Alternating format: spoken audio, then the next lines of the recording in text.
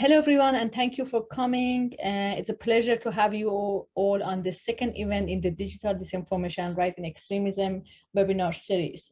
And before I start, I want to begin with the land acknowledgement on which the University of Toronto operates. For thousands of years, it has been the traditional land of the Huron-Wendat, the Seneca, and most recently, the Mississauga of the Credit River. Today, this meeting place is still the home to many Indigenous people from across Turtle Island, and we are grateful to have the opportunity to work on this land.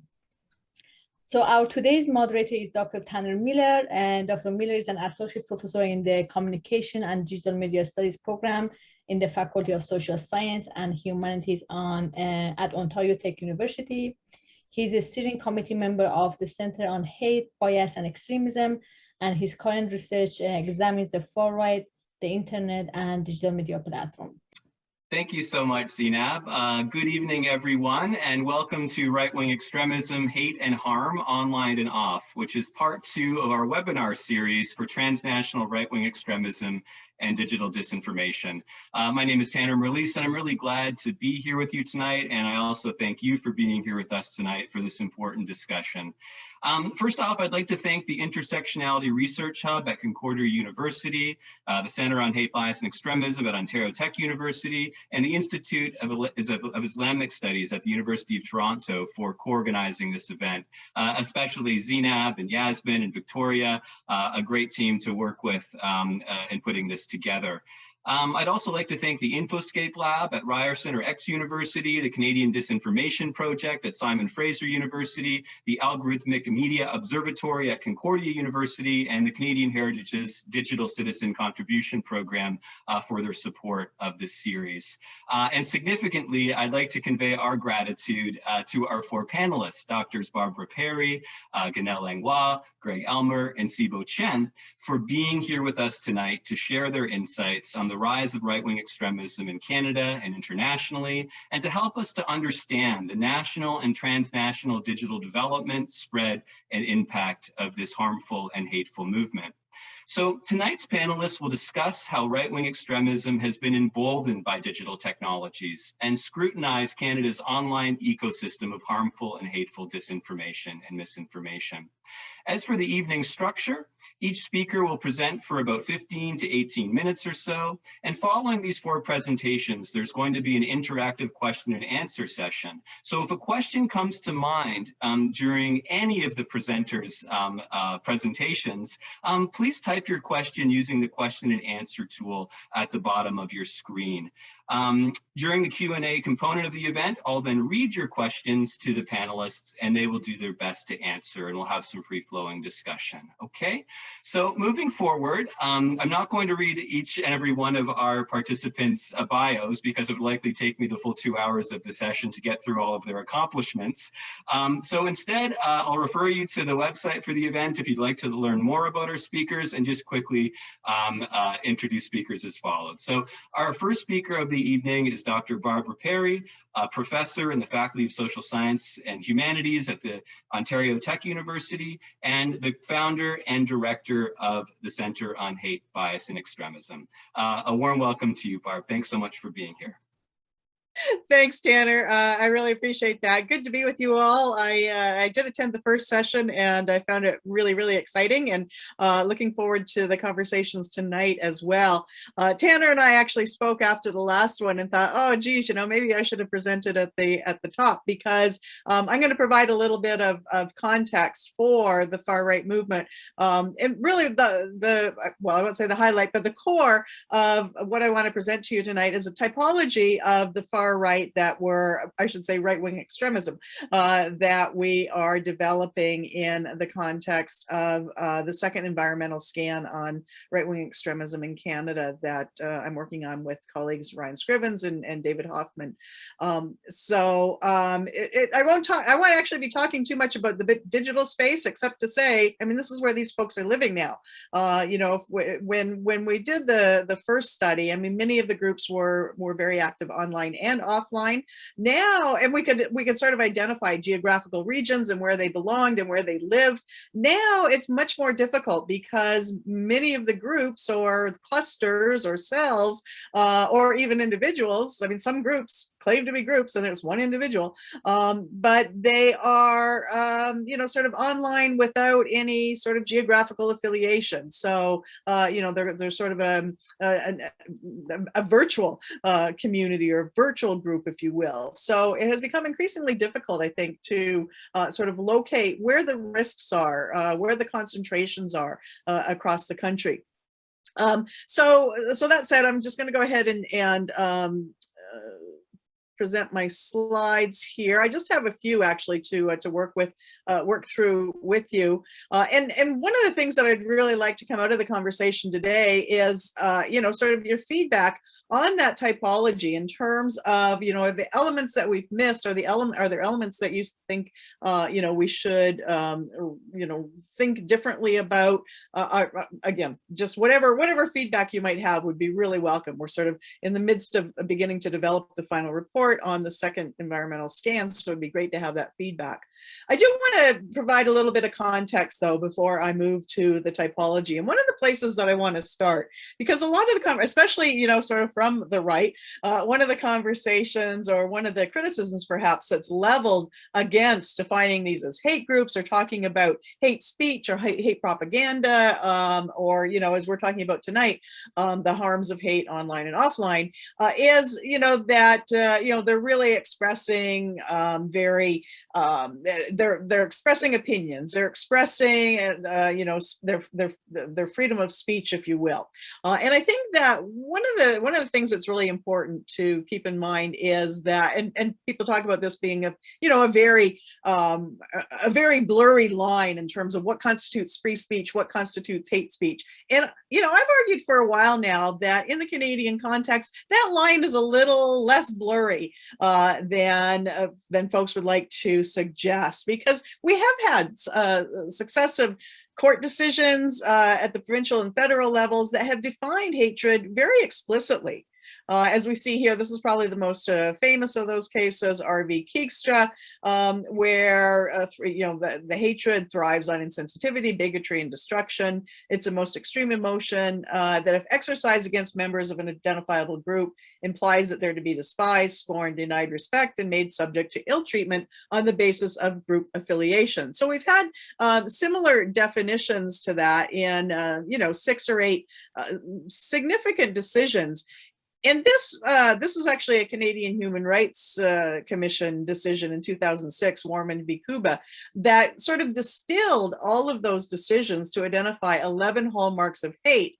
And this is sort of what I present to community-based groups when we're talking about, how is it that we define hate? Where is that line? And I think that this is really important to keep in mind. And I encourage you all to borrow this in those conversations.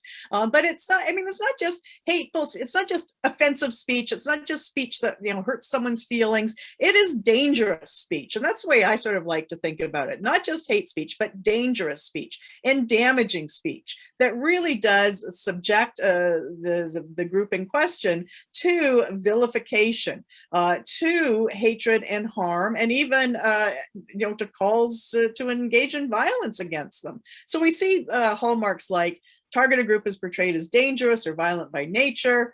They're devoid of any redeeming qualities. They're dehumanized.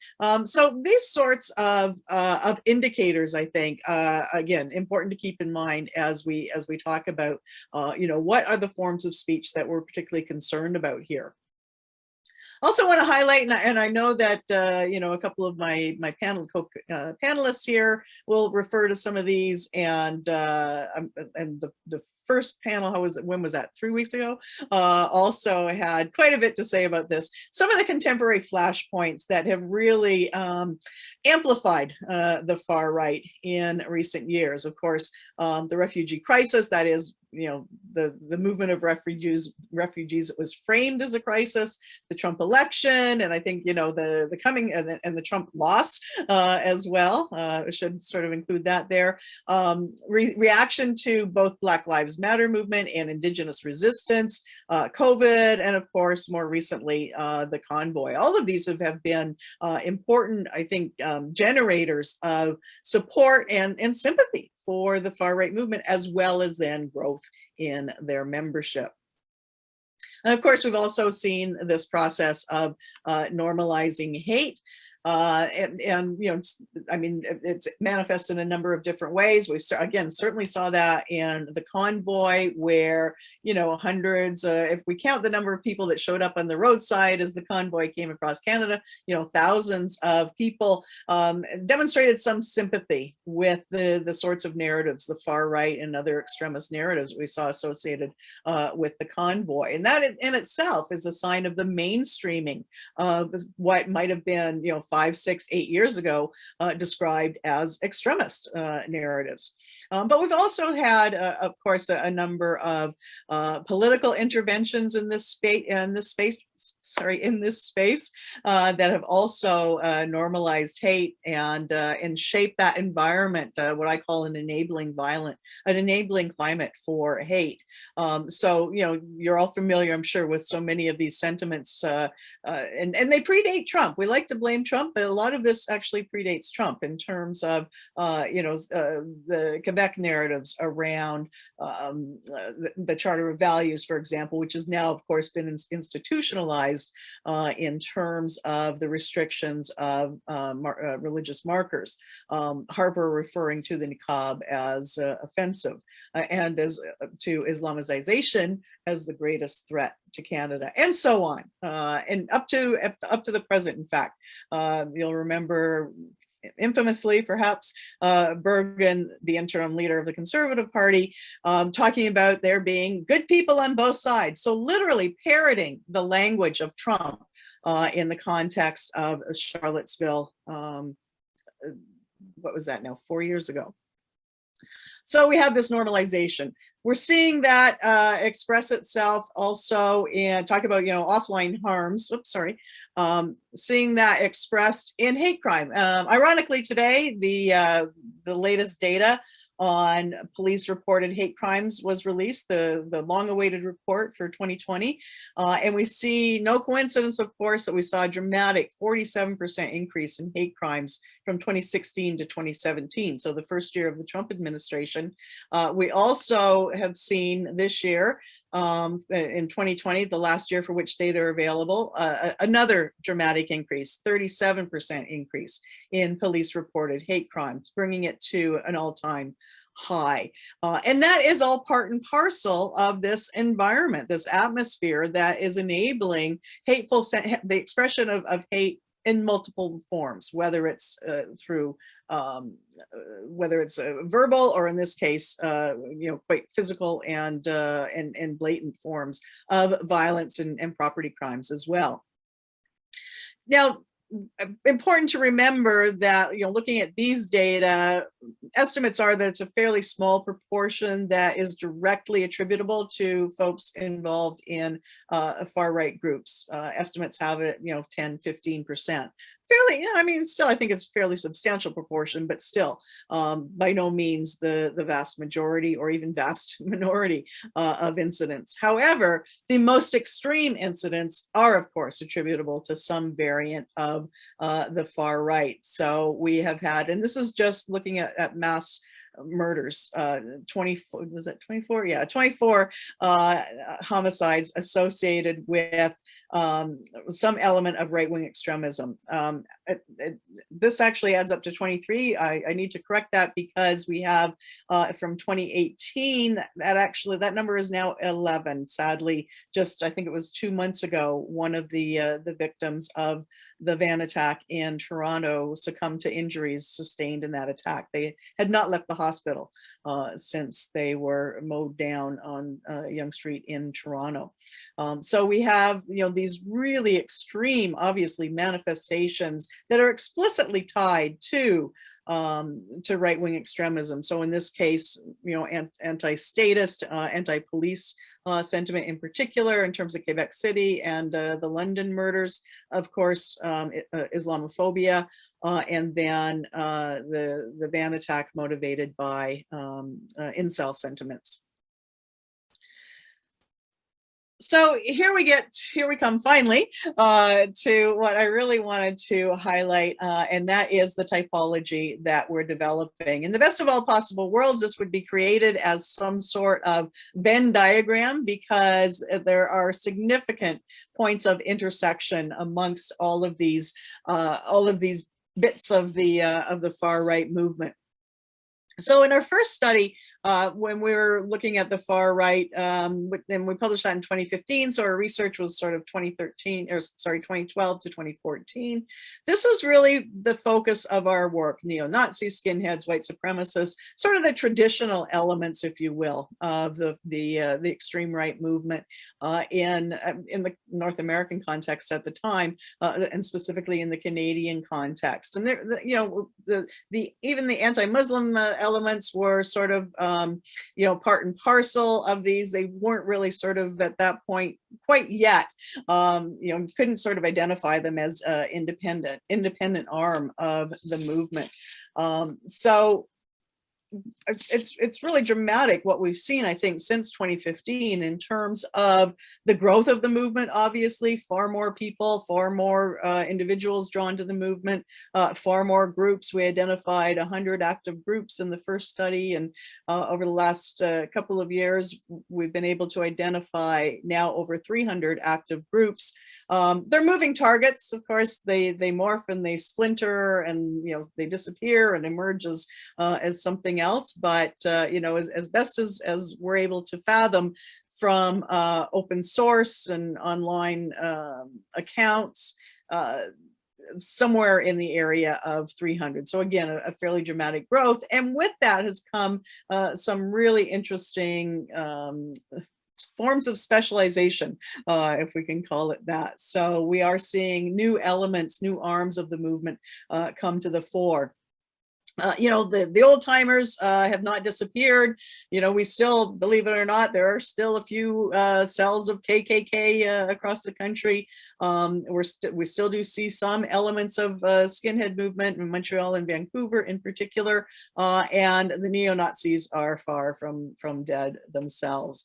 But what we have seen is the emergence of new elements. So again, especially early on, 2015, 16 into 2018 or 2019, what really came to the fore was anti-immigrant and anti-Muslim activity and sentiment amongst far right actors, to the extent that we had groups like Pegida, which stands for Patriotic Europeans Against the Islamization of the West. It comes from the German acronym, and as the name suggests, right, the focus really was on Muslims and the threat that they posed, but also wrapped in with that was anti-immigrant sentiment as well, because of course the immigrants that they were concerned about were Muslims specifically. So that has really become an important element of the movement. Accelerationists, obviously, we've seen and heard so much about them in the last probably year and a half. I think in the Canadian context, we probably became most aware of them when Patrick Matthews, who was a reservist, a CAF reservist, was outed as a recruiter for the base just a few years back, and then skipped the border and was subsequently arrested on weapons charges in the US. So the accelerationists, obviously, they are what it says on the tin. Their intent is to accelerate what they see as the inevitable and hoped for civil war. Now that could be an all-out civil war, or the more traditional RAHOWA, racial holy war, depending on the particular group and orientation. So the accelerationists we saw, again, very active in applauding, obviously, the events of January 6th in the US. They certainly saw that as the beginning of the end that they had wished for. And you'll remember too, perhaps, as the convoy was moving in our direction, the direction of Ottawa, that there were some who were calling that our January 6th within the movement, who were calling that the Canadian January 6th, and hoping that would spark some sort of civil war. And then, of course, we also have the alt-right, which we really saw emerge in parallel to Trump's ascendancy as well. Interesting. I mean, there's a bit of a split within the alt-right in terms of their support for Trump, and I think also in terms of Trump's support for the alt-right. So this is the element of the movement that was dissatisfied with the traditional conservative movement in the U.S., felt that they didn't go far enough. In terms of, other elements that might be alternative, I think there's not a whole lot to separate them out from other elements of the far right in terms of that preoccupation with nationalism of some form, and in particular ethno-nationalism and the move towards an ethno-nationalist state. So Diagolon, one of the most recent. I mean, Diagolon is somewhere between the accelerationist and the alt-right. Actually, I'm missing one here. I must have taken an old version, because we actually did have ethno-nationalists in the mix as well, that of course overlap with the alt-right quite significantly. And we have the patriot and militia movement, and that's something we had just begun to sort of sniff out at the end of the last study, with the rise of groups like the 3%ers, for example. So these are very much in the manner of the traditional of the American militia movement. Adopt a very distorted version of patriotism and the defense of the country, a very exclusionary and narrow understanding of what nation and what values they are intended to be defending and protecting. So again, associated with the gun rights narrative, that is something new to the Canadian context as well. And so in their online, their social media presence, you see a lot of glorification of guns and weaponry. So, images of themselves engaged in paramilitary training with, stockpiles of weapons, heavy artillery, if you will, out in the woods somewhere. And we've also included here sort of the manosphere, or the misogynistic arm of the movement, which has always sort of been, it's inseparable from the far right movement, especially the more traditional elements. Because if you think about, for example, the 14 words that so many of these groups and individuals adopt, and you'd think I'd have it memorized by now. We must ensure the existence of the white race and a future for our children. So if that is your motto, if that is your understanding of the world, then of course there's a need to control our women. So that, that patriarchal notions are embedded very much in the movement. So as I said, there's overlap here in terms of nationalism, in terms of misogyny, in terms of anti-Semitism that is often woven through many of these threads, xenophobia. So a whole array of pieces that are represented in different ways across the different elements of the movement, more salient for some than for others. The last two pieces I'll talk about here, I won't talk so much about the ideologues or the lone actors, but the conspiracy theorists and the anti-authority adherents. We sort of put that to the side and in italics, because unlike sort of the other elements that we've talked about here, the conspiracy theorists and the anti-authority adherents span the political spectrum from left to right. So there's a real blending there. The anti-authority movement, for example, a few years back, David Hoffman and Ryan Scrivens and I did a study of the anti-authority movement coming out of that first study that we did of the far right, because it was interesting when we talked to law enforcement and said, tell us about the far right in your area. The first place they would go is to talk about freemen on the land, or sovereign citizens, and how active they were. So we thought, well, we need to look at that a little more deeply, and in fact found that a fairly substantial proportion of the anti-authority movement in Canada, freemen on the land in particular, were not necessarily right-wing. Many of them were left-wing libertarians, or even apolitical, deny any sort of location on a political spectrum.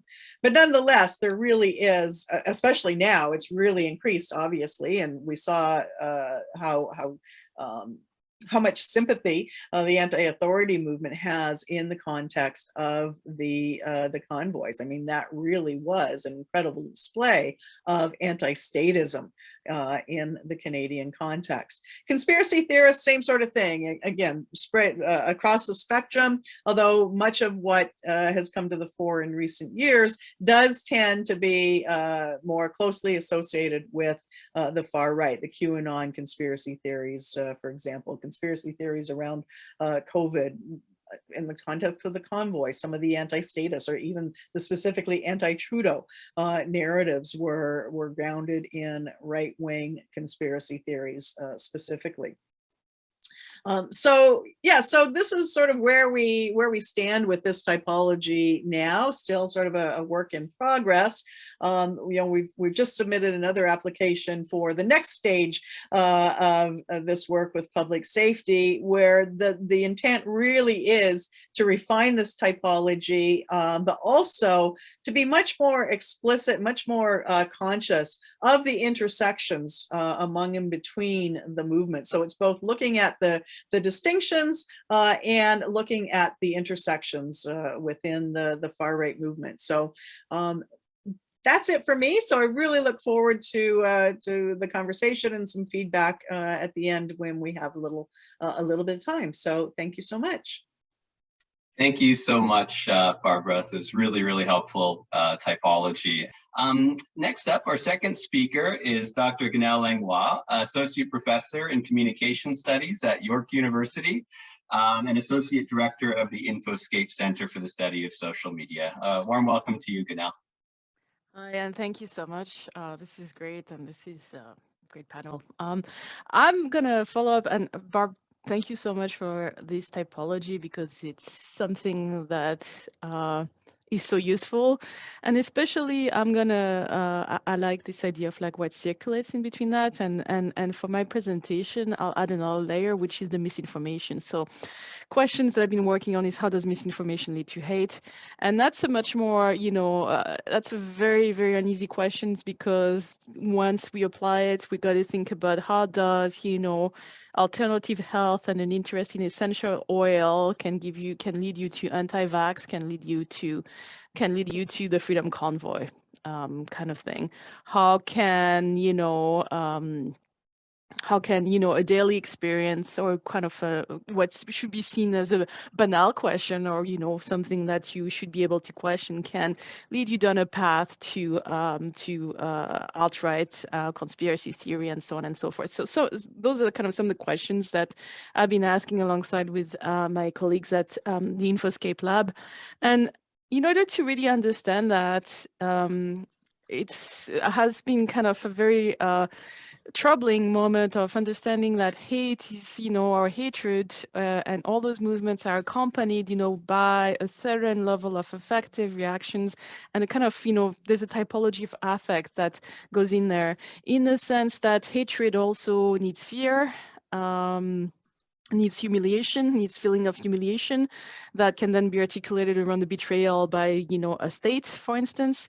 And, one thing that I've noticed in the Freedom Convoy, for instance, that hatred, and when you look at Tamara Lich, for instance, tweets, going back into that kind of dive, what you notice is that she went from before the convoy into pure hatred and anger, right, and anti-vax stuff, into, at the end of the convoy, what can only be, understood as religious ecstasy, and kind of absolute communion.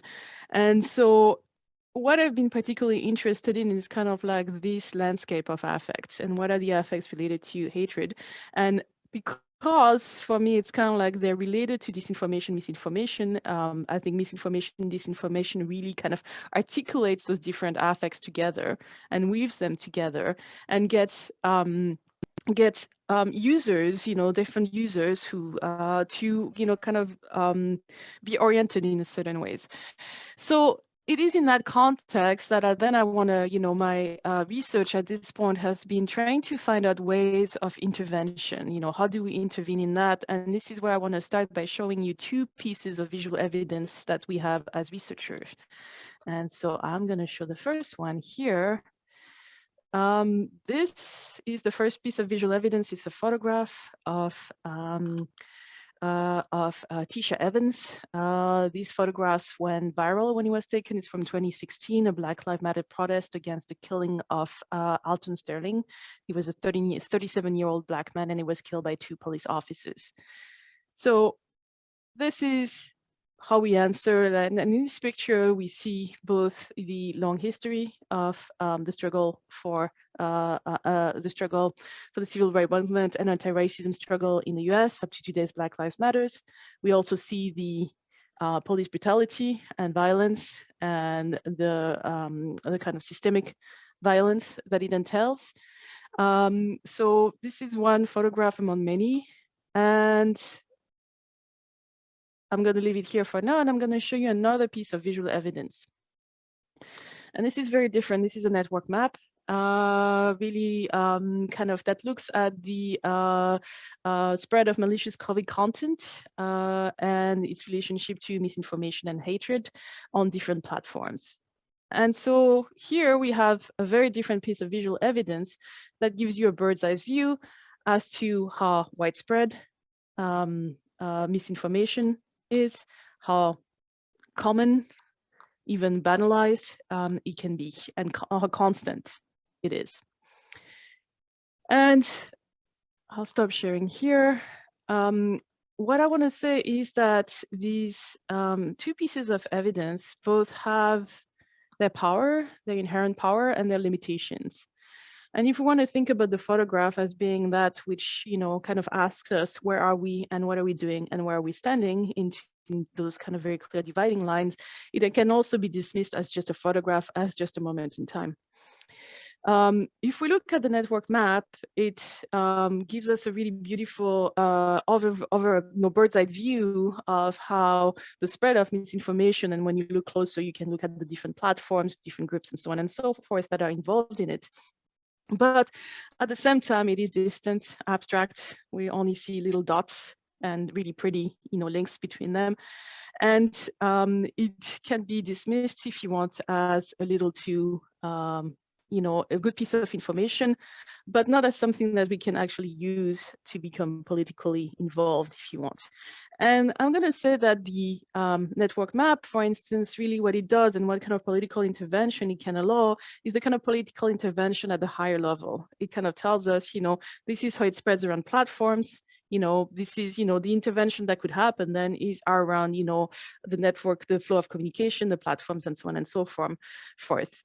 The problem is in the context that we live in, as much as the platforms are, some of them are making efforts at controlling the kind of misinformation and hate speech that circulates on that. The problem with misinformation, right, is like it doesn't quite, oftentimes it leads to hate speech, but for a long time it does not, or it is something else. And, the problem with misinformation is that it is based on the kind of attention economy model that the platforms have used, the for-profit platforms have used as, their bread and butter. Pretty much the social media platforms are about selling you manipulable users. That's what their, purpose is. Okay. And so those kinds of interventions, well, they are needed, are not super efficient. And, my struggle as a researcher has been, well, what other kinds of interventions can we think of? Hence, going back to the picture of Tisha Evans and saying, well, that picture invites us to take a stand and to say, where do we stand? But also that picture puts us back into puts us back into logics of identity formation. Who do we want to be online, right? What would it take to be who we want to be online, to get some kind of decisions about how we want to, be online, beyond just being either, manipulatable data points or fools who are, kind of paralyzed by, or becoming paralyzed by, the display of negativity, hatred, and so on and so forth that we see online every day. So What I've been doing then is kind of thinking about another kind of methodological approach that would allow for a deep dive, or would allow for what I call getting a feel for data. So the idea is more, how do we create then tools that not only explore and that makes more readable and understandable the spread of hatred and misinformation, but also that allow us to collectively engage with it, right? And to collectively think about other ways of becoming. And so it's a long history to run. That gets to be very complex, and I won't have the time to cover that all in my presentation, but I want to focus on one methodology that I've been using for the past 4 years, which is the research persona method. And so the research persona is derived and takes, from some of, kind of is a way to answer to some of the questions around manipulation, marketing, and how, kind of users are seen, because it is, kind of partly evolves from marketing kind of methodologies, but also mixes in performance and creative and speculative elements to it. So the idea of the research persona is that a researcher, a group of researchers creates a fictional account of a user online, and that user online, that fictional user, has a rich biography, history, and has, kind of reasons why to be on specific platforms, and in their biography has some moments that makes them more susceptible to enter into, or to be caught, or to be targeted at some point by misinformation flows. So in some ways, the research persona kind of is really can remind you of the personas, the marketing personas that I use in advertising and marketing, where the idea is you create a stereotype of your target user audience, like whoever you want to target, you create a stereotype of them and you design your product around that, right? But there's a big difference, and we can think about that, as the target user as being what Cambridge Analytica did, right? It wasn't particularly new what they did. They just, kind of understood, a little bit of like created stereotypes of the different categories of users and figured out which one, what kind of manipulation you can, you could unleash on them. So that's not very new, and that's an old practice, and it just has become stronger and stronger with the corporate social media model. But the difference with the research persona is that it takes from performance studies in terms of saying that there needs to be a deep relationship between the researcher and the character they create, and that the character is a character, meaning it's a rich person with contradictions, complexity, and also it is a person that as a researcher, one would want to empathize with, or could empathize with, or will empathize with, and one would respect. And why is that important? It's because it also helps us, for as researcher to not look at whoever is victim of misinformation as fools, but also as just pretty much anybody who is caught into specific flows of misinformation, right? And the idea of developing some empathy for this persona, right, and to develop it as a proxy, and what we're kind of thinking with my colleagues of saying, this is, when we develop persona, we're thinking about who we could have been easily, right, who we could become, and the idea there is that it not only enables, ways in which we can collect data in a much more qualitative and deep way, because once we launch the personas on their platforms and all that, we just looked at what's recommended to them. We don't get them to interact with other users. We typically just look at, if they surf a website, if they go on a website or watch a video that's related to, to essential oil and some kind of alternative medicines, how long do we have to wait until some kind of anti-vax stuff content comes in? So that's the kind of questions that we ask. And so we look at that flow of recommendations, right? And we decide based on the persona, what would the persona do in answer to different flows of recommendations. So we have, for instance, what we did with a persona that was during the federal election, that was a younger 23-year-old electrician apprentice in Hamilton. For instance, with we figured out that based on his biography and on his life experiences, he wouldn't particularly react to the kind of conspiracy theory that spews the kind of scientific rational debates and kind of gives you a whole lot of, scientific evidence, but he would be much more susceptible to answer to and be caught into anything that's more related to what Barb called the manosphere, which is also kind of coming from a gamer culture and, the kind of cultural values that are there. So what does it do? One, it's, the research persona, not only gives you access to a kind of a certain set of qualitative data, it also helps us researchers understand and experience what it means to be caught in flows of misinformation. Because the idea is we put ourselves in the shoes of our character, right? We identify with the characters and we understand the mechanics that are going on there, right? And so what it does then is that the research persona for me is a way to kind of go from, what that kind of individual research that we do at the university to something that could move toward the collective endeavor, right? And to becoming perhaps some kind of exercise that we can do collectively.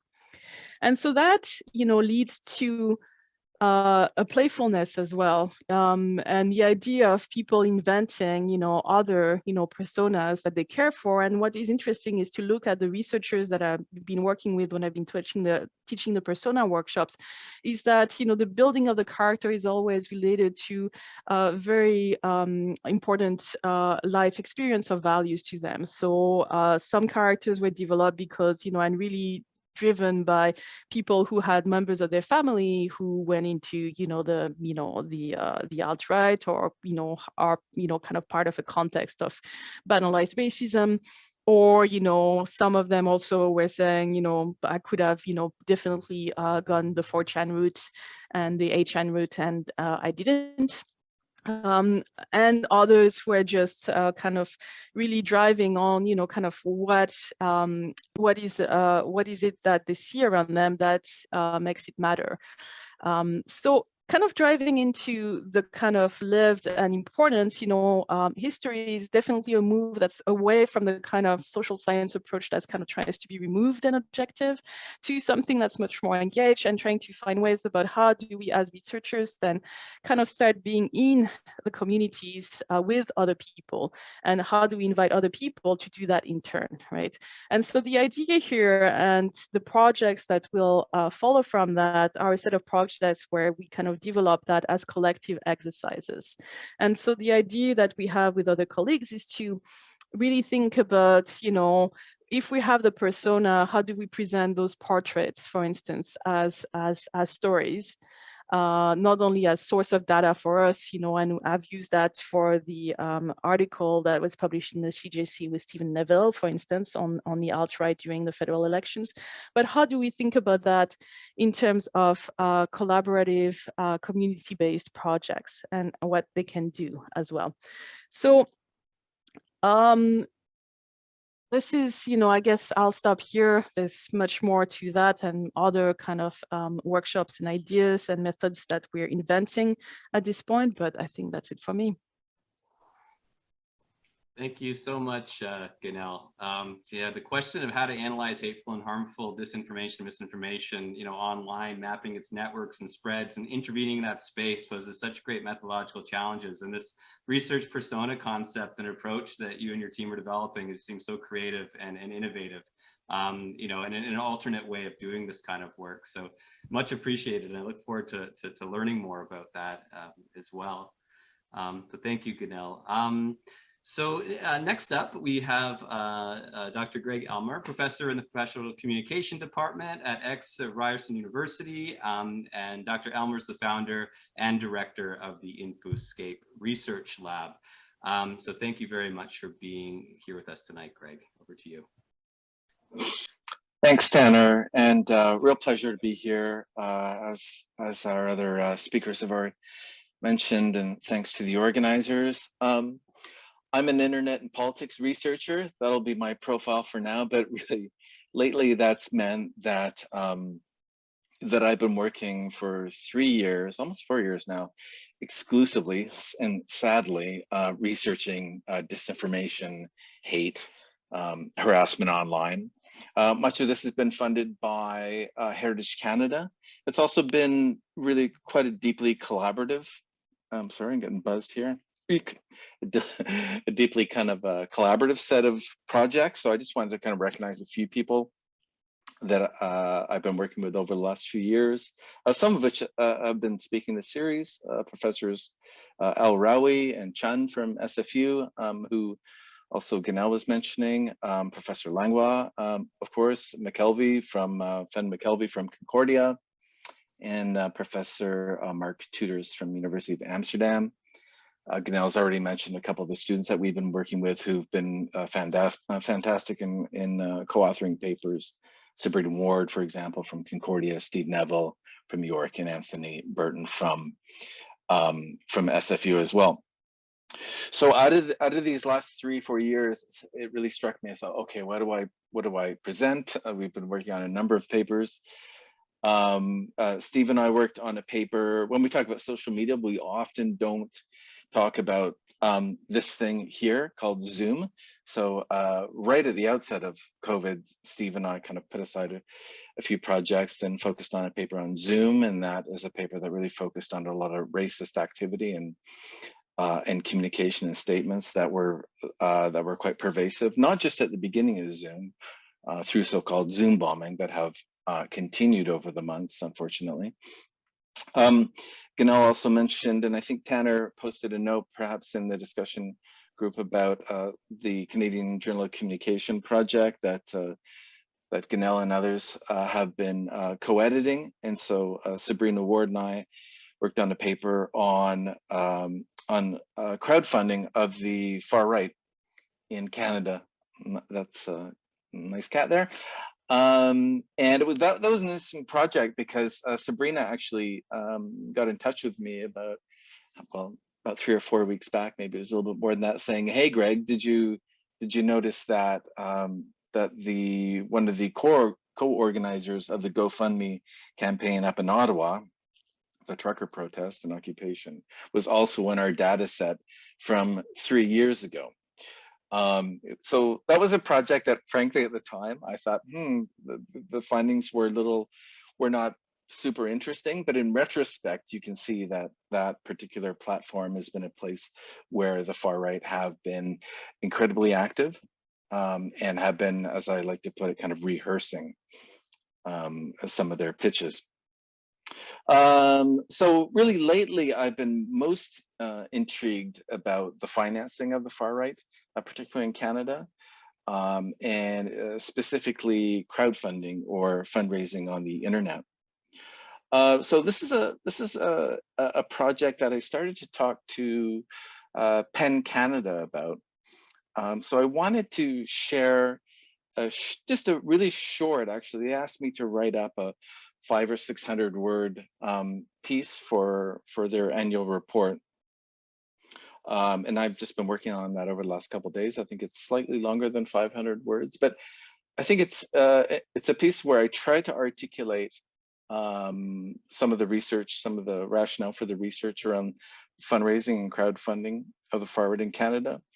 But I think what I also try to do in this short piece that I'll read to you in a second is that it tries to speak to the readership of PEN Canada. Those of you who don't know PEN Canada, there's also an international group called PEN International. They're an interesting group in the context of what we're talking about today. And Barb already spoke a little bit about the issue or certain kind of claims to freedom of expression. And PEN Canada, of course, have historically supported that position, or not that position, but have supported freedom of expression. But now what they're finding is that many of their own members of PEN Canada, who are largely writers, have also been subject to campaigns of hate and abuse. So they're in the space where they're really interested in having conversations about what does freedom of expression mean? What are the limits of freedom of expression given the kind of things that we're all here talking about tonight? So I just want to again take what remains in my time just to read out this short piece that I'm sharing with PEN members, and by extension, members of the public. So it's intended for a wider public. So over the last few years, social media has become almost synonymous with disinformation, or at least it's become an integral part of it. Both have become endemic to our mediatized landscape, indeed many years before COVID-19 and of course the invasion of Ukraine. We might be inclined to posit disinformation as one in a long list of harms cultivated by the online dynamics of social media platforms. Many have pointed to social media platform algorithms, for example, as the source of the problem.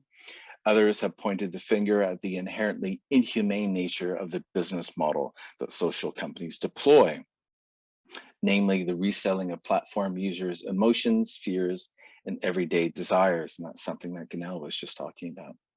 So consequently, platforms seemingly reward the loudest voices, most obnoxious users, or the hottest takes.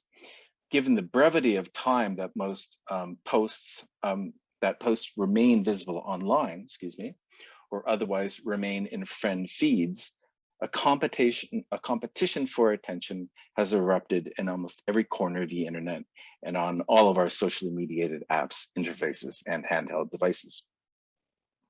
So as proponents of rigorous debate and free speech, though, PEN and many other organizations, of course, including universities themselves, have faced a growing challenge to their support for uncensored or unfettered communication. Proponents of freedom of speech or freedom of expression have largely assumed communication as an authentic act intended to inform, entertain, and influence.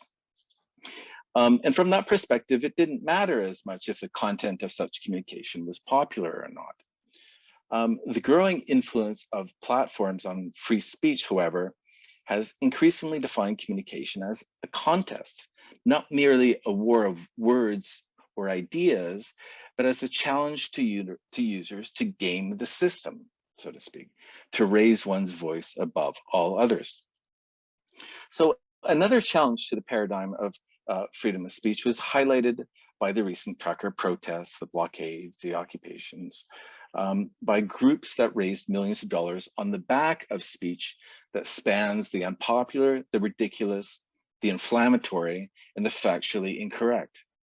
Online communication and speech, in short, has become increasingly financialized through the help of platforms like GoFundMe.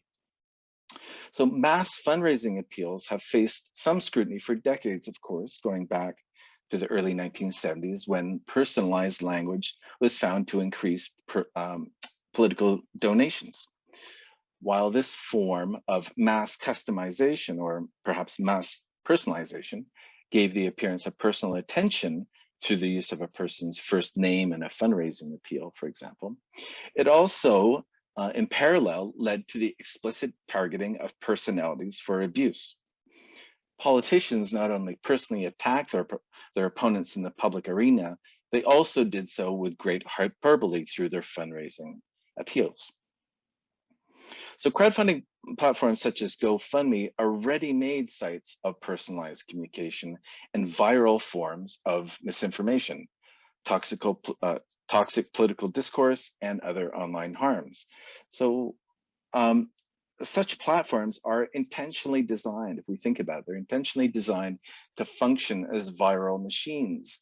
They are among the most widely networked platforms. So with a click of the mouse, fundraising pitches can be sent to a long list of other online properties, other platforms, and of course, long lists of friends.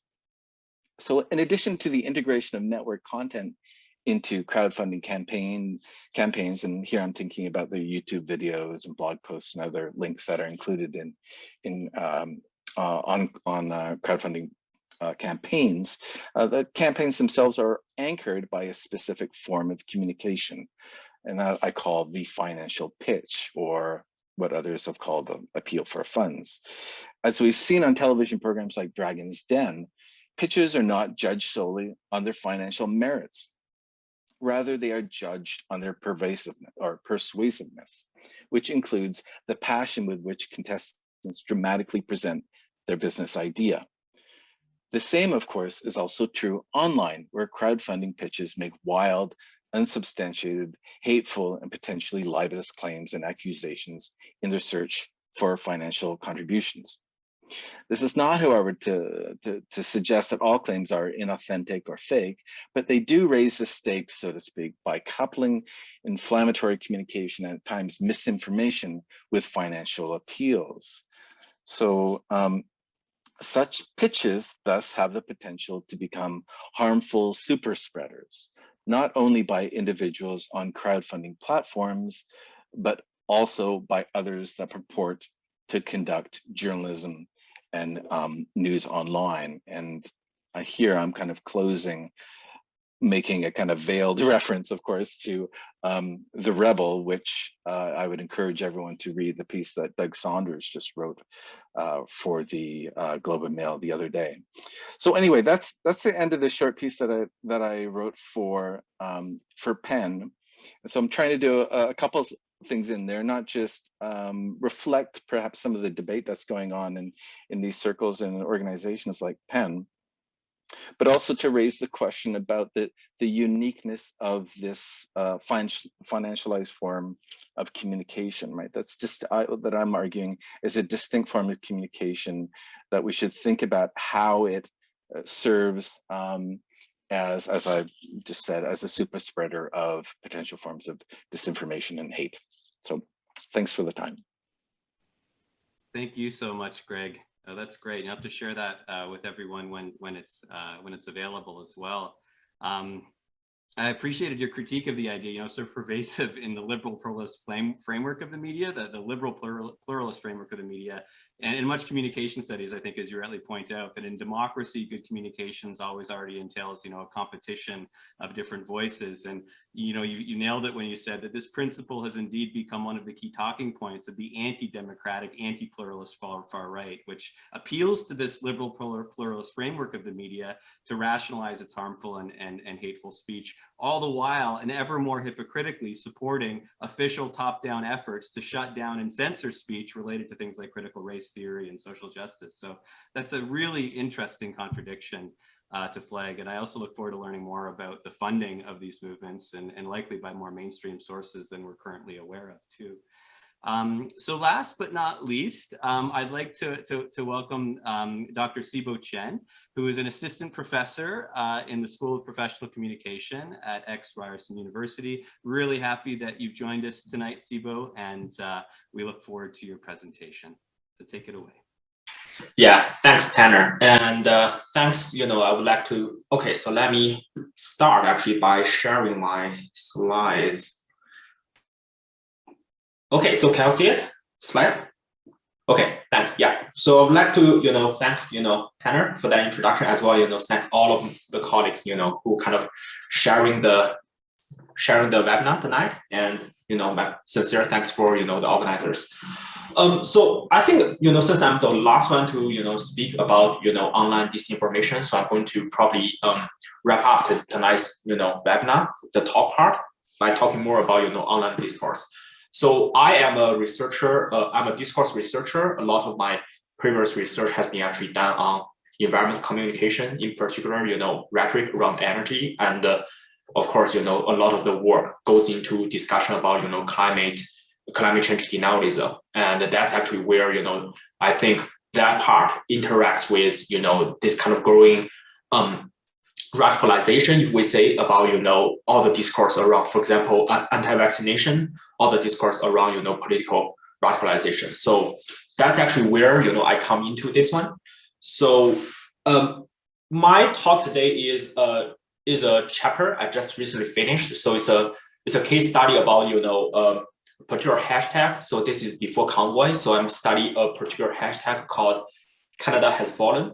So basically what I'm looking at is really what's the overall kind of dynamics around that hashtag. And if in particular that what I consider as an unsuccessful online disinformation campaign. So because there's a lot of kind of grassroots efforts to kind of stop the spread of information under that hashtag. So my analysis is really kind of trying looking into to what extent those activities, which I call creative sabotage, stop the spread of information, and what's the implication of that for kind of other online communications.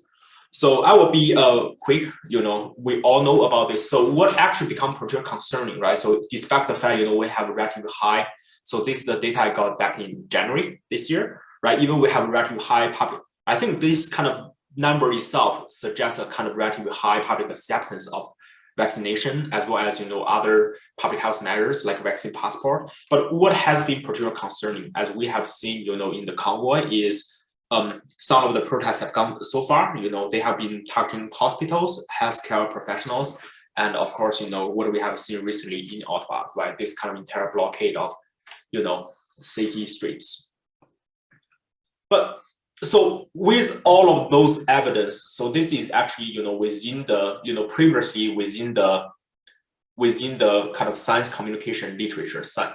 So there has been lots of discussion about vaccine hesitancy, and people has been really trying to linking vaccine hesitancy to a variety of factors, right? So these are, very briefly, these are the factors influencing people's attitude toward vaccination, people's previous medical experiences, level of scientific knowledge, right? So, general availability of public health information, people's general perception about risk, or, a lot of research has been really pointing toward, the level of people's trust in government.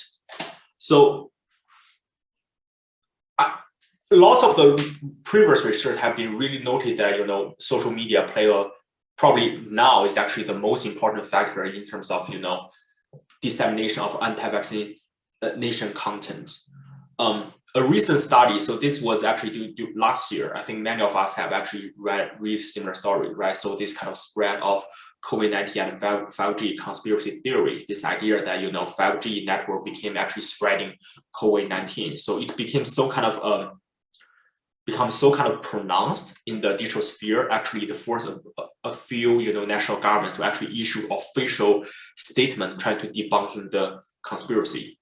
What's actually interesting is, so this is actually analyzed by a few studies that, so in this case, in this kind of 5G COVID-19 conspiracy theory, what people found that is organic networks on Facebook and similar social media platform, they function as greater amplifiers than, let's say, conspiracist sites. So what does that mean? That means it's actually more or less the organic interaction or the organic kind of volunteer work from people who sharing those conspiracy theories. So they play a bigger factor to say, can we identify a few kind of key players or key influencers of the movement? Previous research suggests that it's not the case. It's really about this kind of organic mobilization online that play a bigger role. So that's have implications, for the study of how information spread for other disinformation campaigns. So in that case, so what we are seeing here, this is what I'm proposing in the book chapter I finished, right? So I think what we are seeing is actually a move from vaccine hesitancy to what we call as vaccine denialism. And the denialism is really marked by, compared with previous kind of hesitancy, which there are complex social and psychological factors contributing to it. What's really marked the current vaccine denialism is extreme hatred, and it cannot be explained by a lack of information or illogical thinking, given all of us have been bombed by COVID-19 related public health information. So the reason I call it vaccine denialism is I think it's very similar to climate change denialism. It's primarily driven by right-wing populism rather than information deficit, right? So it's kind of ideologically mobilized.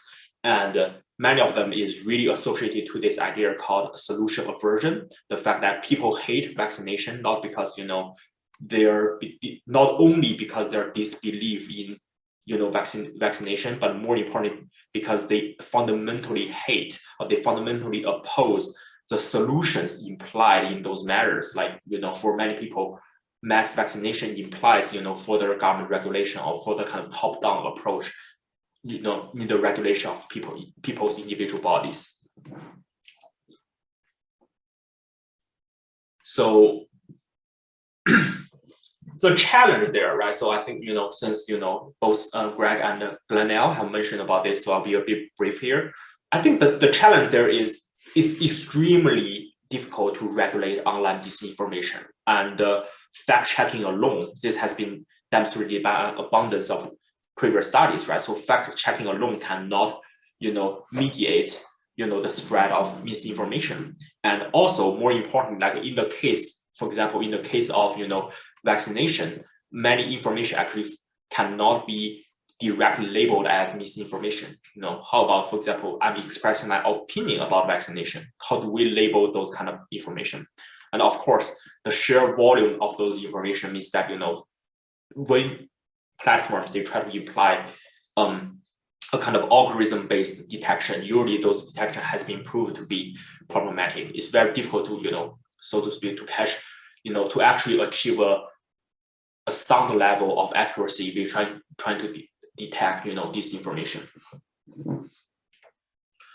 So this is the case I studied. So you can still, I think there are still some kind of posts under, this hashtag. So if you go to Twitter now, you can see it, right? Kind of has fallen.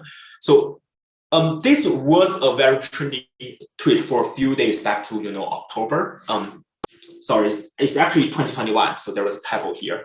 So it begins with, a few kind of Twitter accounts began to use this hashtag to communicate anger and frustration toward, Canadian politics, but also many of those information toward, mask mandates and toward vaccination. And there was really a kind of a spike of information under this hashtag. So the reason actually I noticed it, because when I was checking my Twitter feeds, I saw, what's trending there was, this hashtag. It was particularly trending actually on October 10th, right? On that day, you can see like over 5,000 messages has been communicated there. But what's really more kind of interesting for me is actually it fall very sharply, right? Just after a few days, right? There's no more kind of very kind of limited activities under this hashtag. And I think there's still some people post under this hashtag today, but it's not as influential as other, hashtags, right? So what exactly happened, right? So that's actually what I'm interested to find out in this case study.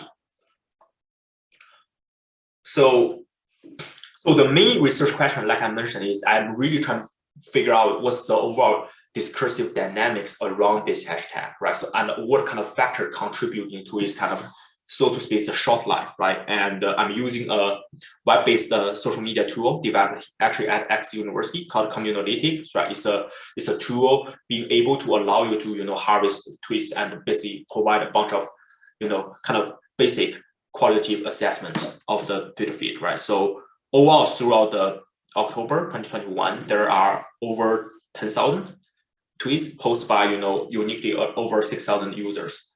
And my analysis starts from, a kind of basic qualitative assessment of what's the overall like dynamics or the quality factors around the overall data set, right? Over, if we ask machine to, read through this kind of over 10,000 tweets, what do we find out, in terms of, how toxic the discussion is, right? So what's the overall sentiment embedded there? And also, are there kind of significant bots activities, right? So a lot of this kind of information created by robots.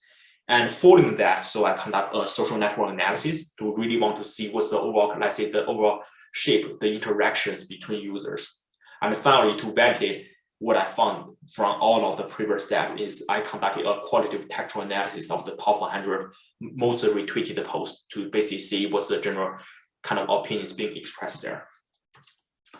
So I think one of the reasons that, and this is what I think is most interesting, is there was a very clear shift in momentum, right? Almost like this at the beginning. So the figure here on the top this is actually the beginning. This is actually the keywords from the first 100 tweets under this hashtag. So there's a lot of discussion about mask mandate, and actually the word Dutch there is because the first few tweets initiated this hashtag was really a critique of Trudeau, is because, Trudeau, there was a picture of Trudeau, like he was not wearing a mask in a Dutch bar, right? So there's a lot of, kind of people expressing their opinions on that, or especially their critiques, they're talking about, there's a hypocrisy embedded in mask mandates, so on and so forth.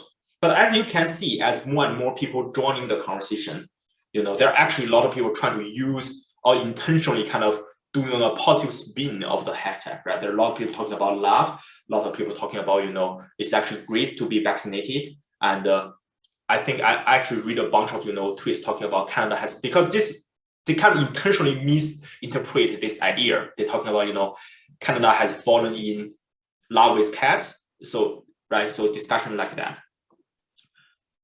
So these kind of activities, this kind of creative positive spin activity, they reverse the hashtag intended connotations. So essentially, you see a lot of kind of grassroots efforts trying to occupy or take over the hashtag and use it for spreading positive message. And those information kind of began to, basically disrupt, right, the original intended meanings. So those kind of positive spin is actually shown in, this kind of overall kind of qualitative measures, right? So the overall, I'll be brief here, right? The overall toxicity of this data set is actually pretty low. It's like, because the positive message significantly override those negative ones. And the same for, sentiment analysis. So you do not see a lot, seeing the overall data set, right? So you see significantly more, posts, associated with positive and neutral sentiments than, negative ones. But, if we're looking at the social networks, right, taking a closer look at the social networks, so there is some kind of more interesting finding here. So the figure on the right was, was actually how this kind of overall, the social network being created, right? So this has been enhanced to actually show better the trends. The size of the dot here was actually indicator of, like the number of followers. So there are two major findings. So those nodes, right? So those at the core of the interactions, so people who actually post the most about this kind of under this hashtag, right? Most of them do not have large followings, right? So basically celebrity and an influencer, they were not heavily involved as super spreaders driving the hashtag growth, right? Some of the bigger players like CBC News or, there are a lot of information, for example, addressed to Trudeau's Twitter account, but there's no interaction at all, right? So, and as well as, for CBC or other kind of big influencers, they were on this kind of peripheral. And the heart was, I checked a few of them. They are seeming kind of legit, authentic, ordinary users who only, let's say, have a few hundred, followers. Second, and probably most importantly, is actually you see kind of the emergence of two clusters, right? There is actually a very clear division. So there are the groups of people who actually, what I call the creative subtext cluster, right? These are the people celebrating, talking about, it's great to be vaccinated, talking about, Canada had, great things about Canada using the hashtag, who intentionally try to kind of derail the conversation. But also you see people who are in this kind of, pro-freedom cluster, right? People who oppose mask mandates, or people who kind of, using the hashtag in its original attention to actually criticize Canadian politics. So, I will just kind of quickly summarize with a couple of key takeaways. I think what we learned from this case is, number one, is just in line with previous study. I think, organic information diffusion has a stronger amplification impact than the authentic activities, right? So people driving this hashtag, according to barometer analysis, according to my manual verification of the most retweeted posts, right? So all of them suggest, right, what's really driving the popularity of this hashtag was, authentic user activities. The second point is I think those creative sabotage traits, they disrupted the initial momentum of the hashtag.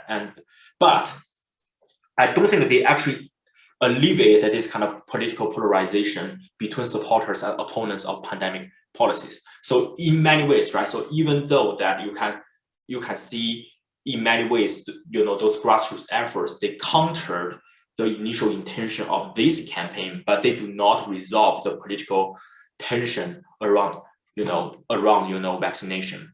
And so, the rise, so in that regard, right, the rise of vaccine denialism cannot be in many ways resolved by creative subtext activities alone. And we see, I think from this case, we see this kind of inherent difficulty in moderating motivated reasoning in a very politically charged online environment. And as I was finishing up this manuscript, right, so, the convoy took place. So I think that's actually a very good case demonstrating this kind of dynamics, right? How fundamentally those kind of dynamics shapes our online activities. So I have been, observing all the different hashtags during the convoy as well, and you can see a very clear, smaller echo chamber, under different hashtags, right? It's very clear, for those supporters use one set of hashtags, but those people who oppose the convoy use another set of hashtags. And I think what's really missing is, if we're thinking about this idea of the internet as a public sphere, right? There's very little deliberation, or there's more and more kind of less interactions between the two groups. Okay, thanks. So that's my chat. Okay, let me. Okay, well, thank you so much, Sibo. I mean, I think that study of the hashtag Canada is fallen is so interesting. It plays with that backwards leaning nationalist populism, like the nation has been corrupted or destroyed. And then you need sort of a ragtag group of heroes, usually white nationalists, to rebuild the country, make it better as it was before, versus definitely backwards leaning populism. And then it's also that catastrophic, dystopian idea that is actually plucked from Hollywood, right? The whole Fallen series, Olympus has fallen, London has fallen, Angel has fallen, where the US government's basically sort of been corrupted by external forces, and then these kind of white security agent heroes have to save the day. So it's interesting how that plays or transcodes sort of that term from those popular Hollywood movies too. Anyhow, thank you so much to everyone for those super informative and interesting presentations. We now have about 43 minutes or so for a question and answer period. So I'd like to invite the audience members in attendance to pose any questions you have using the question and answer function or tool below. We already have a number of questions that have come in. And so what I'm going to do is read the question and then put it over to the panelists who the question is being addressed to answer. And also, if other panelists would like to weigh in or convey their thoughts as related to the questions, you're more than welcome to do that as well. Okay, so I guess we'll sort of get going here with some of the first questions stemming from the first presentation, where a question for Dr. Perry. Can you explain the reference to Ford Fest 2018 in your PowerPoint slide presentation when you're outlining the typology of right-wing extremist groups in Canada? So what's the reference to? We saw a picture of Doug Ford with some other people. What was going on there? Yeah, I should have explained that. That image was in the context of normalization and the role that politicians have played in that.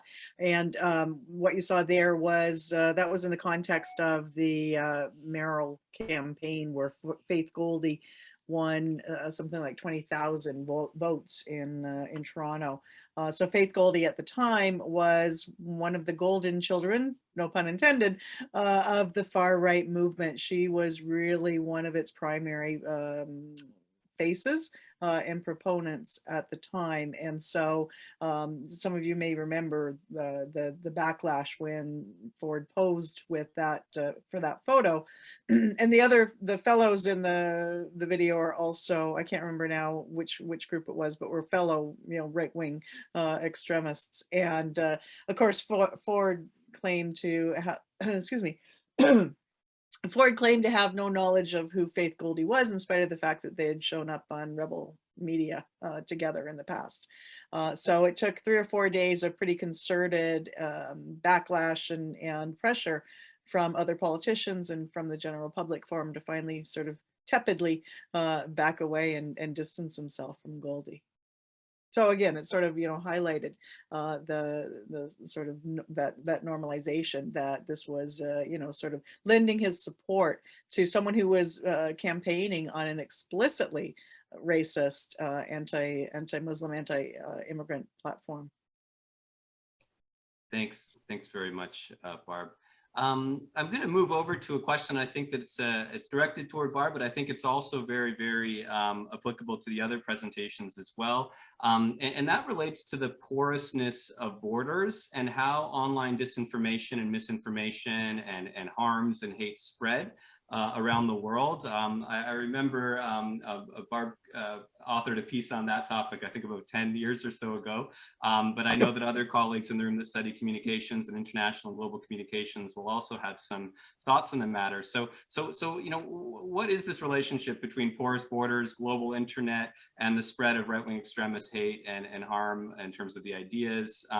There's a mention of right-wing extremists that attended the Unite the Right, or the AKA Charlottesville Massacre and Rumble headquarters, you know, in the United States in 2017. Do you think Canadians understand the prevalence of the rise of this hate as related to this bigger question about the global internet and the porousness of borders? So I guess we could start with Barb and then maybe go around to see what others think about this matter as well. Sure, I'll answer the last question first. No, I don't think Canadians do understand the extent of the problem, and that's, I mean, that's apparent from, you know, conversations that I've had with journalists, with, you know, with members of the public, with teachers and students. You know, I had students develop a workshop for grade 11 students, grade 10, grade 11 students, where they presented on the far right as a means of, you know, enhancing their awareness. And, you know, they came back and said, well, the students had no idea. They didn't know there was such a thing. They didn't know what it looked like. And we expected that, but the teachers said the same thing. And so I think if, you know, our educators aren't aware, then that's problematic on a number of levels. The porousness, you know, I mean, yeah, absolutely. Social media borders in particular are incredibly porous. We have written quite a bit about the transnational nature of the far right movement, and you know, even if we think about concrete groups, specific groups, you know, we have here groups that have their origins in Scandinavian countries, for example. Soldiers of Odin, you know, one of the best examples there, you know, that had chapters in virtually every city across the country for some period of time.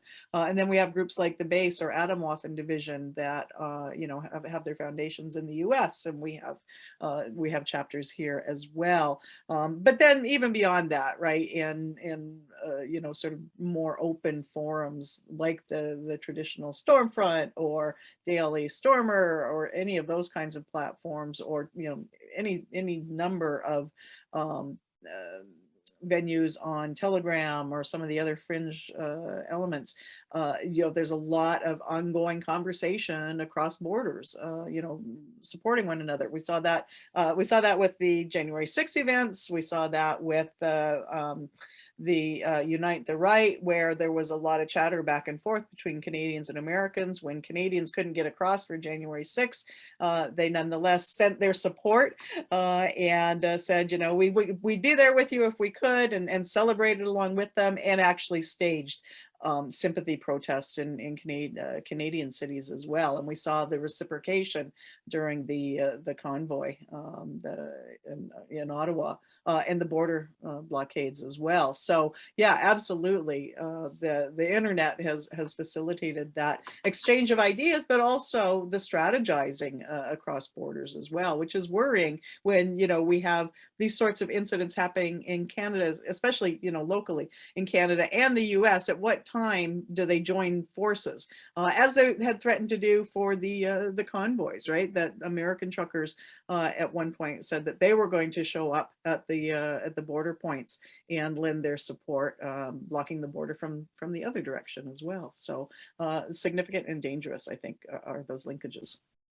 Thanks, Barb. But I wonder if Greg and Ganaele actually can reflect upon sort of the challenge of mapping or the infoscape of hate internationally or transnationally as well, related to the research that you've been undertaking for years. Do you want to take that one, Ganaele? I was going to talk about something else. So do you want to talk about that, Ganaele? Because I think I can just you're say like writing about something. that right now. Yeah, well, no, I think I can say a little, you know, two things. One is kind of like, one, it's kind of, for me, I'm getting, you know, as you were talking, Barb, and it's just getting interested in general in the circulation of advertisement and products and all that, you know, because I was thinking about the MAGA hats that, you know, Canadians are wearing, and it's kind of like, okay, and but it's kind of like, yeah, they need to buy them online, they need to order them from somewhere, so they come, so there's a marketing thing. And so I was kind of like thinking, then their recommendation stuff, on their Facebook must be full of all that kind of stuff, right? But that's more interesting in terms of saying how, like there's a level, and I think it's getting to one of the questions, is level at which the circulation of commodities can help, misinformation and things like that, and legitimize it. So for instance, if you're interested in oregano oil to cure your cold, for instance, and, obviously you're going to get a whole lot. We all know that if we even plug that into our Google, then we know all the social networks are going to be flooded with information about that. But how does that rationalize if we get into the TikTok influencer who's talking about oregano oil, but he's also an anti-vaxxer, but is, so it's that kind of long mechanism, if you want. So that's part of the answer. The other part is just to get back to what Barb was saying and what you were pointing out earlier in your presentation about the process of border has always been kind of there, if you want, as much as the kind of, we see new formations of the hate, but they've always been there in Canada and elsewhere. And they've always also been part of the political system in many ways. And I'm just going to say, Barbara, when you were referring to, Harper and the niqab, which was his attempt at re-election back in the days, and it was kind of like an imported issue directly at the time from the UK, right? Because it had worked in the UK as a political strategy for re-election, right? Create the evil person, that works. Create the evil person that everybody can, go against, and that gets re-elected, right? And so he tried to import that. At the time, it didn't work, except, now in Quebec. But this also, is kind of like, that has a really long history in France, where I'm from, right? That use of that symbol of the niqab as a political tool, marketing tool, has been there, since I was a kid, right? So it's kind of like interesting also to say, there's also, this kind of network of political marketers that have been circulating all over the world and that are planting those different, ideas, right? And that's pretty much there. So yeah, that would be my 2 points. But Greg, I don't know if you have something to say about GoFundMe and where the Americans were. I was going to talk a little bit more about far-right media. And there have been a number of the people that Ganaele and I have worked with, and others have really posed quite a provocative question over the last few years, and that is are Canadian figures overrepresented, media figures, that is, overrepresented on the global stage in terms of the far right, racist right, extremist right media?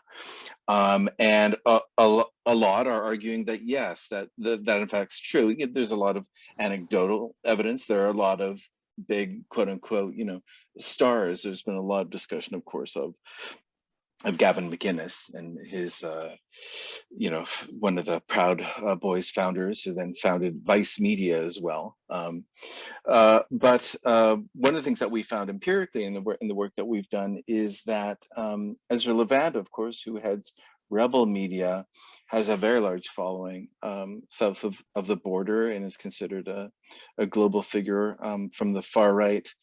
And his organization, I think what and I alluded to this in my talk, the Rebel has really served as an incubator.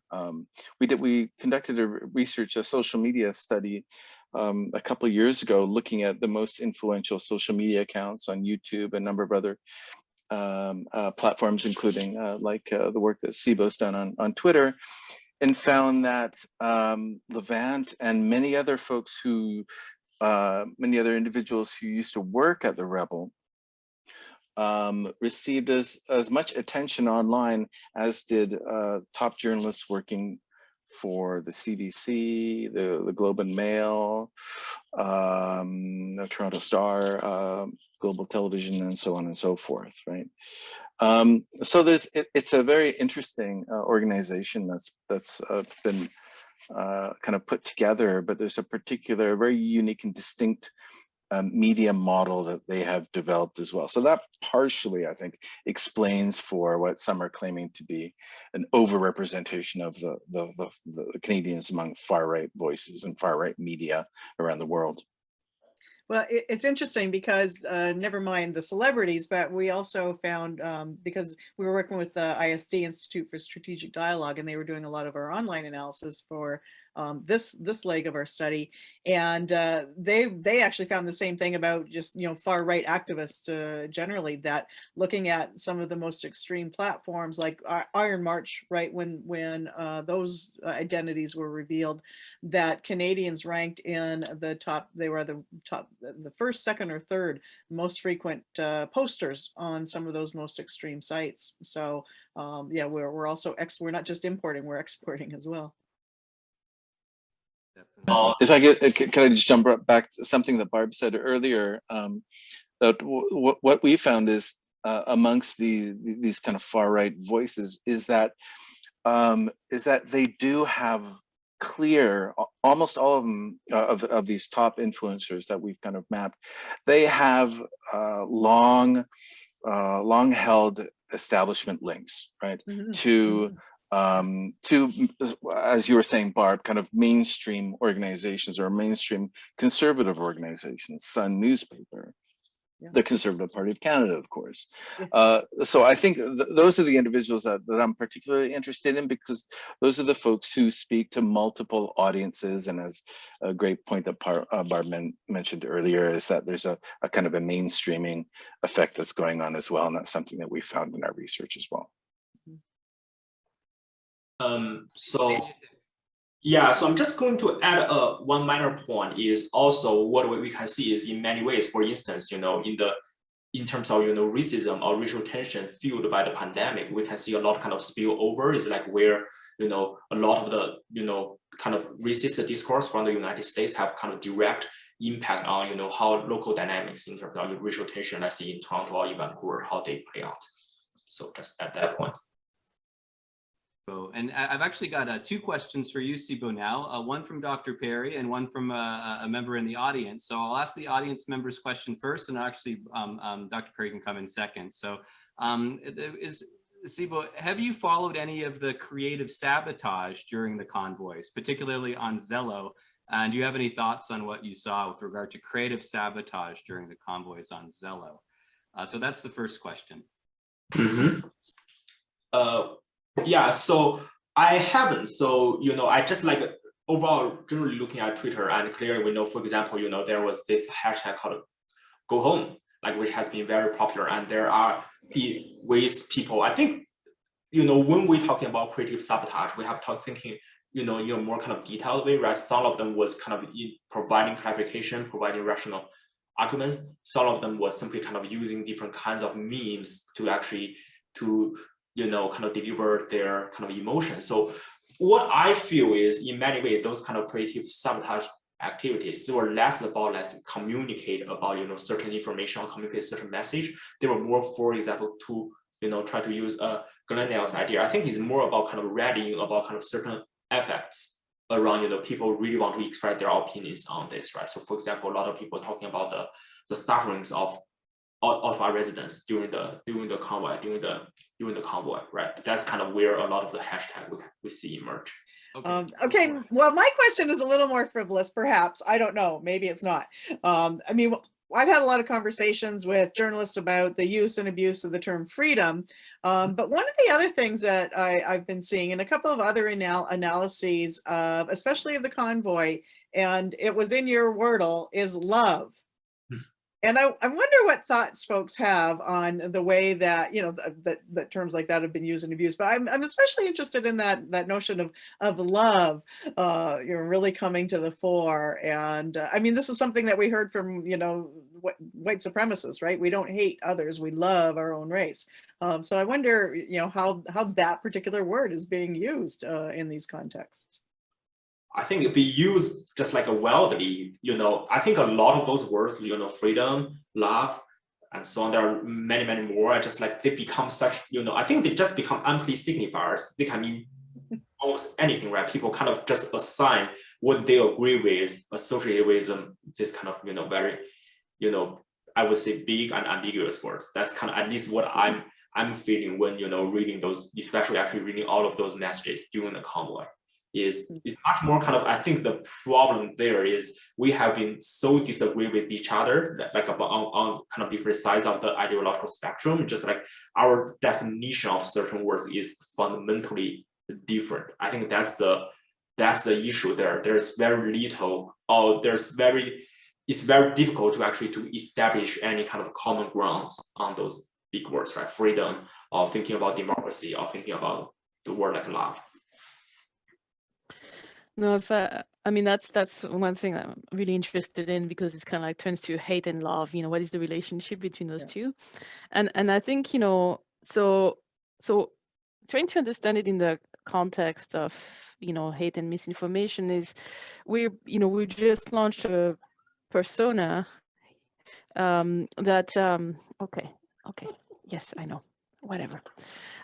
We just launched a persona, and part of it is kind of the persona that we've just designed for relationship between, alternative medicine to, white supremacy question.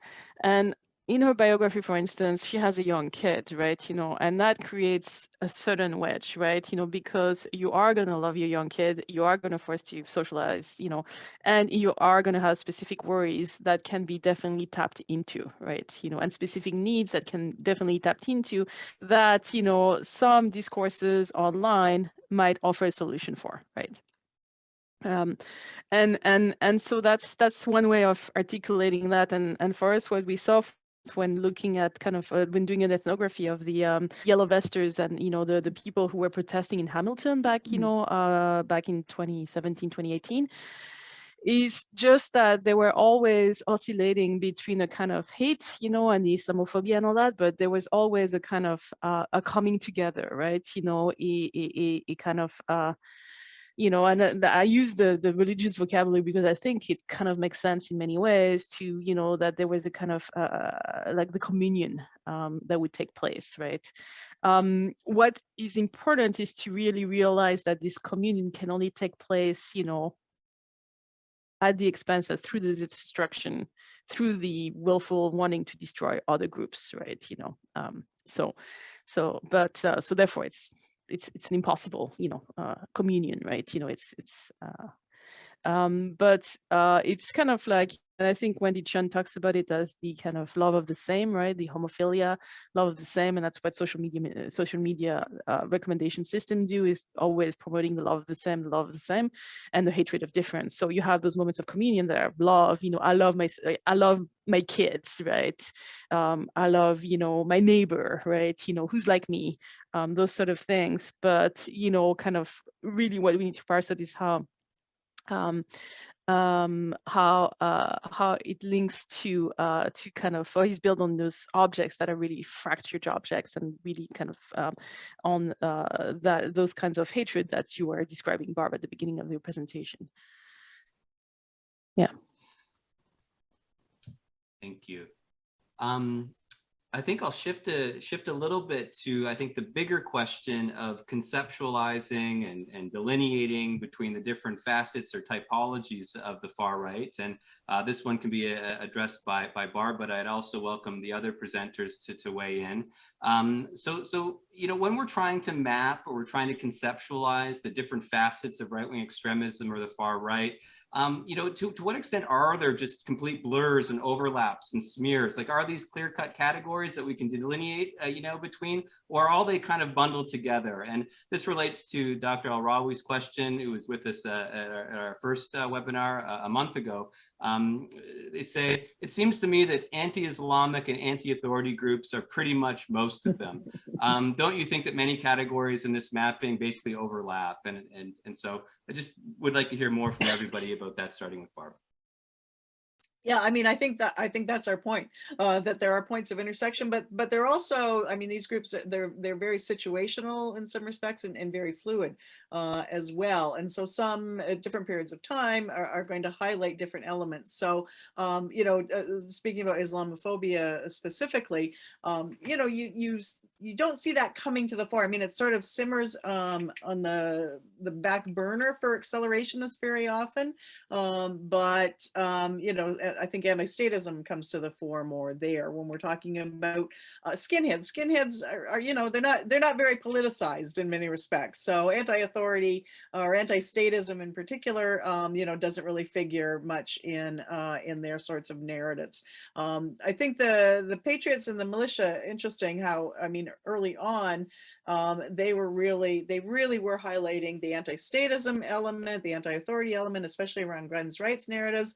That shifted to some extent to focus more on Islamophobia, 2017, 2018, and has moved again now, again, I think in the context of COVID, to a different form of anti-statism, if you will. So I think that the challenge is not so much, you know, are they distinct, but even within, you know, each of these clusters, they're not stable, right? And that is the difficulty. These are all sort of moving targets, and so our capacity to sort of identify them, and you know, why do we want to identify them? I think it's part of it is to, you know, to unpack those narratives so that we know how to reflect them back, and you know, warn people when they're being groomed. What are the narratives to look for? But also so we know what narratives to counter that sort of thing.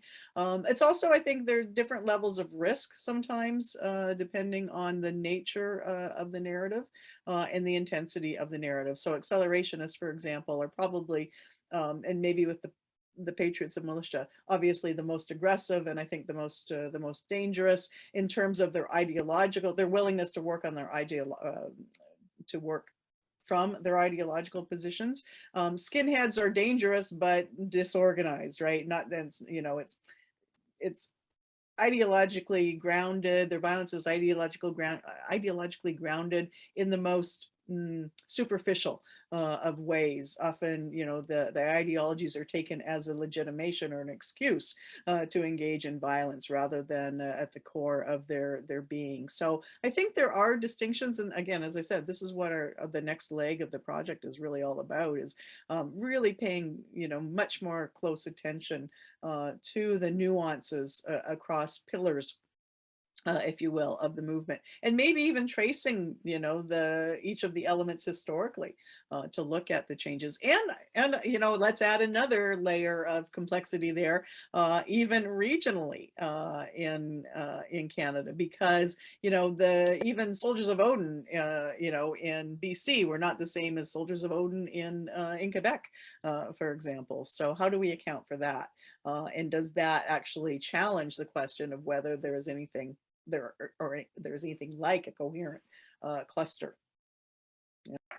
Yeah, I guess well, we've been approaching similar questions around media, of course, right? So how can we think about where users, what are they confronted by? What are their points of entree? What do they get hooked by? What's the process of radicalization? So I guess if you took Barb's all the categories, you could also map them onto the web, if you will, or the internet, and say, like, where is it more likely that they're going to hear stories about or opinions that are homophobic, that are racist, that are Islamophobic?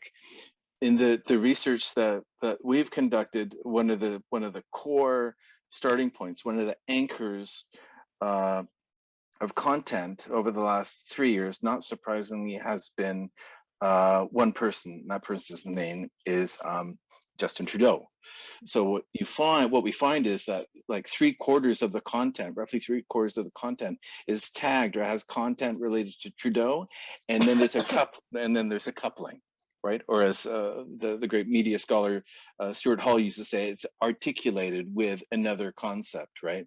And the ones which, of course, which were prevalent, as Ahmed's already mentioned, are Islamophobic comments, homophobic comments. Those were the top two that were associated with Trudeau. But I think what that's telling us is Like, that's not by accident. I think it's quite intentional in many ways. The Rebel does that quite intentionally on their YouTube videos, is that they try to troll, right? In a sense, they try to say, look, here's a figure, here's a name that's going to get attention. And then out of that audience, they're trying to subdivide it and then try to get people to look to these other so-called grievances, right? That can be attached to or has some relevance to our prime minister. And so I think that's proven to be a very productive way of looking at content and potentially the way in which people are radicalized to the far right on the internet. Thank you. So I'm going to ask two more sets of questions for the night before we wrap up. And the final set of questions will be the big political ticket items for the evening. But before we move there, something related to one of Ganaele's comments earlier was around wellness culture and wellness discourse. And so the question is, how does the Wellness Discourse Network lend itself, prime the pump to radicalize the audience, creating a wellness to whiteness pipeline? Marc-Andre Argentino defines pastel QAnon as the feminist aesthetics used by misinformation influencers. Are there cultural techniques employed by the message force multipliers that the public can be made aware of? So it's particularly related to this wellness discourse online. Yeah, I can't talk too much about it because we just started to look at it. We were like, for the longest time, we're looking more at kind of gamer, like, you know, male culture, you know, black pill and all that sort of thing as a way in, right? You know, but I think, you know, because I think definitely what I'm imagining is that we'll have to do a lot more work around the cultural, you know, kind of politics of emotions, right, and consumer culture, right, you know, definitely, and you know, kind of the you know, yeah, have to look at influencers as those that can, you know, kind of cultivate a certain affective relationality with their audience that facilitates, you know, kind of product placement and trust, and, you know, kind of also a relation of trust and authenticity. And that's another question that we've been asking, is kind of like, what are the modes in which authenticity, you know, is kind of constructed online that allows for certain discourses to circulate and become perceived as, you know, or become perceived as the authentic one, as the true one, right? You know, even though, you know, the facts can say the contrary, right? So, so yeah, so those are some questions and I don't have an answer to them yet. So stay tuned. A few months, I think we'll get something, I think. So. Thank you.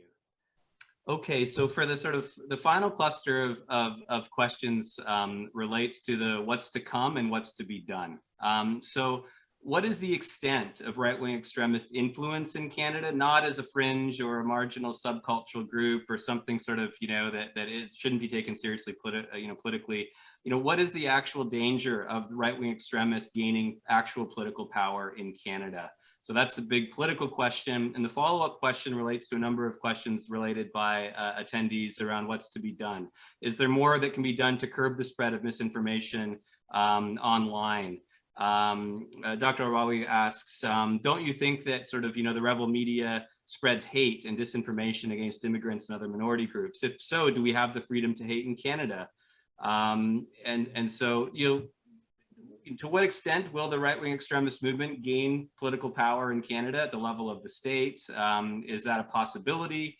And secondly, what can be done to counter right-wing extremism online and off? So big political questions to wrap up the evening in the next 7 minutes or so. Who would like to start? Oh, be brave, jump in, both feet. Whoops. So where to start here? I had a thought and then it just went. So, I mean, so many places to enter into this conversation. I mean, absolutely, rebel.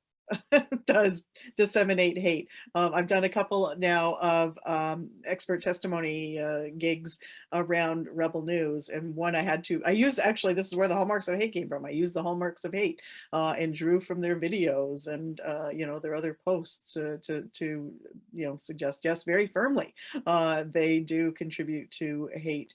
The problem is we do not enforce our hate legislation. As weak as it is, it's not enforced. Over the past 20 years, there have been, you almost don't have to take off your shoes to count the number of successful prosecutions under our hate propaganda legislation.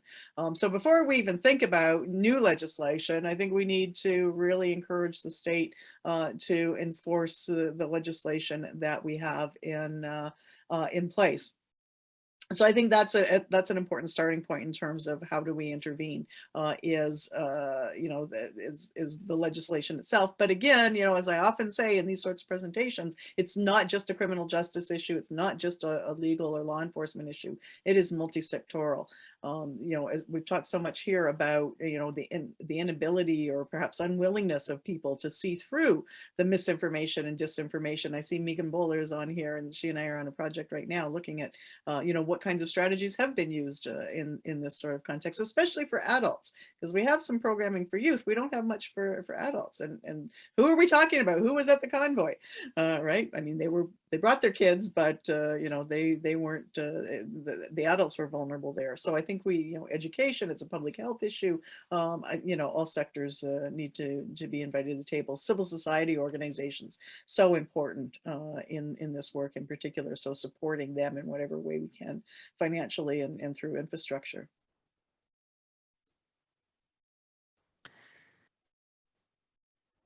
Okay, I'll try to go in. So I think a couple of points of interventions. I think it's, yeah, we need to face the kind of more, let's say, disturbing, reality that we've all said, that the alt-right is not outside of, or it's not an anomaly in the political landscape. It is very much a product of a certain political landscape. And it's a product also of a certain media culture. So I'm going to plug in, an article that will be coming up in the third, batch of articles for the special issues on the CJC on the alt-right that will address this, because it looks at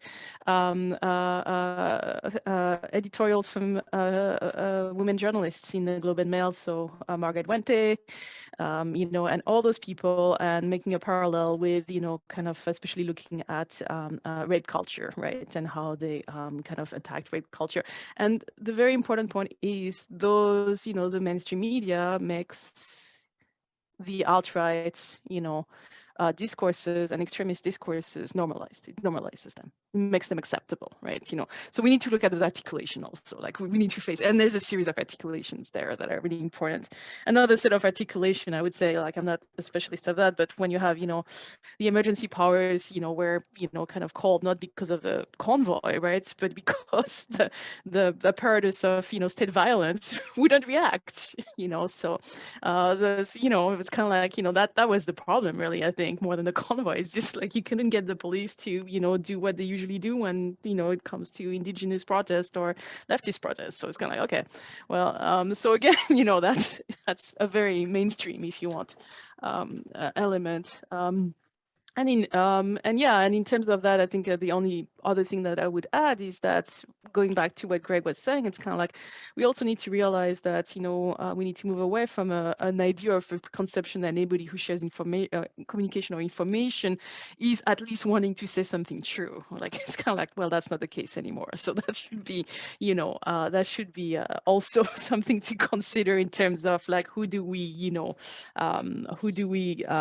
give voice to, who do we feature, right? And who's would, as somebody was saying in the question and answer, it's like, is the Google results, and kind of thinking about all the filtering that we can have there. So yeah, that's me.